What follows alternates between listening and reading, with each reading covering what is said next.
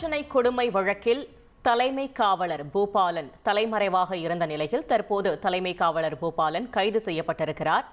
மேலும் தகவலை செய்தியாளர் ஜெகநாத் வழங்க கேட்கலாம். ஜெகநாத், வணக்கம். இந்த சம்பவம் தொடர்பான முழு தகவல்களை சொல்லுங்க.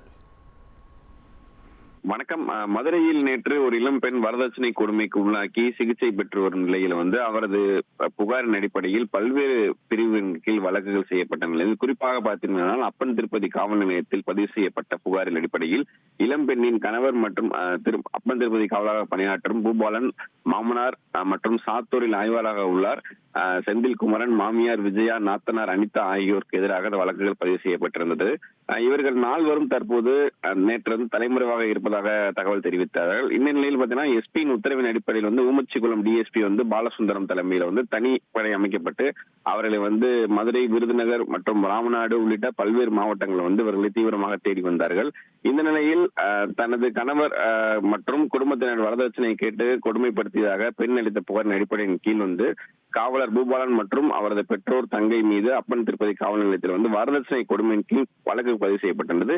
தற்போது காவலர் பூபாலன் மற்றும் அவரது தந்தை சஸ்பெண்ட் செய்யப்பட்ட நிலையில காவலர் பூபாலனை தற்போது காவல்துறையினர் கைது செய்து கொண்டிருக்கிறார்கள். மேலும் பலரை தேடிக்கொண்டிருக்கிறார்கள் குறிப்பிடத்தக்கது.